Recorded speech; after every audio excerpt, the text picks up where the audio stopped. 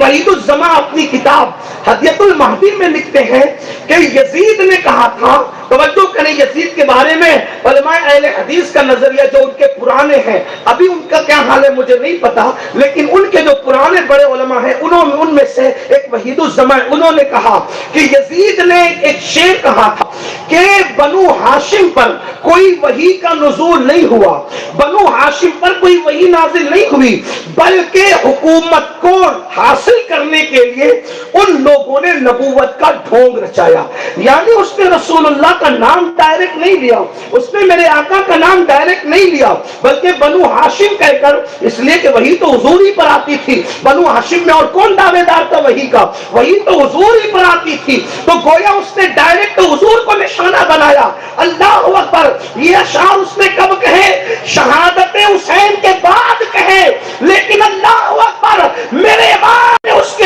دل کی گندگی کو یہ اشعار کہنے سے پہلے محسوس فرما لیا تھا۔ اس کے دل میں جو پروان چڑھ رہی تھی نفرتیں، بلکہ صاحب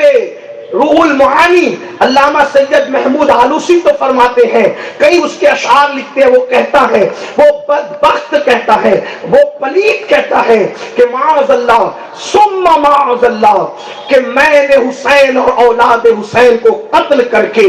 بدر میں میرے باپ داؤں کو جو رسول اللہ نے قتل کیا تھا، کروایا تھا، آج میں نے اس کا بدلہ لے لیا ہے۔ یعنی اس کے اجداد میں جو کافروں کو، عتبہ شیبہ وغیرہ کو بدر میں قتل کیا گیا تھا، اور آپ جانتے ہیں چونکہ قتل کس نے کیا تھا؟ حضور کا حکم تھا، اور قتل کرنے والی ذات مولا علی کی تھی۔ حتیٰ ہمارے بعض علماء نے لکھا ہے کہ بدر میں 70 کافر قتل ہوئے، 70، اکیلے 35 کو قتل کرنے والی ذات علی ابن ابو طالب کی تھی۔ اس لیے یہ ایسا زخم تھا ان کے دلوں کے اندر کہ وہ کلمہ پڑھنے کے بعد بھی وہ ختم نہیں ہوتا تھا، وہ پرواہ نہیں چڑھتا جاتا تھا۔ آخر وہ پاپ، وہ گندگی، وہ غلاظت، وہ پخانہ دل کا باہر آیا۔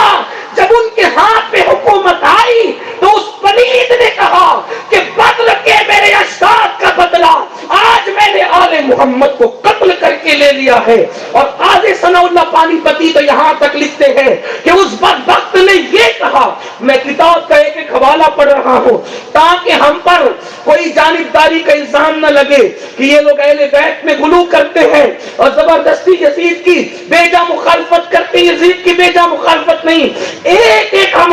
حوالات کے سامنے پیش کر رہے ہیں تاکہ آپ گھر جا کے نیٹ پہ سرچ کر کے دیکھ سکتے ہیں۔ اللہ اکبر، عرض یہ کر رہا تھا، قاضی صاحب لکھتے ہیں، اس نے کہا، یعنی وہ شراب کا اتنا عاشق تھا کہ اس نے شعر کہا کہ اگر دین محمدی میں مسلمان رہ کر شراب نہیں پی سکتے تو عیسائی ہو کر کے شراب پی لو، شراب پینے کے لیے عیسائی بن جاؤ۔ اس طریقے کی وہ بدبختی کی بات کرتا تھا۔ یعنی کہ کلمہ پڑھ کے، توجہ کرنا، کلمہ پڑھ کے مکمل دین کے ڈھانچے کو ختم کرنا، کلمہ پڑھ کے مکمل دین کے ڈھانچے کو بگاڑ دینا، انصاف ختم کرنا، عدل ختم کرنا۔ نمازوں میں کوتاہیاں ہو رہی تھی، نمازوں میں کوتاہیاں ہو رہی تھی، اللہ اکبر، منبر رسول کی حرمت یوں پامال ہو رہی تھی۔ آپ امام جلال الدین سیوطی کو اٹھا کر کے پڑھیں، اسی طریقے سے آپ مسلم شریف اٹھا کر پڑھیں۔ مسلم شریف منبروں پر بیٹھ کر مولا علی کو سب و شتم کیا جا رہا تھا۔ آج پتہ نہیں کچھ لوگ ایسے ہو گئے ہیں، وہ یزید کی حمایت میں یہ بات کہنے لگے، نہیں کوئی شب و ستم نہیں کیا جا رہا تھا، ایسا کچھ بھی نہیں تھا۔ حالانکہ آپ مسلم شریف اٹھا کر کے پڑھیں، ابن جریر کو پڑھیں، امام جلال الدین سیوطی کو پڑھیں،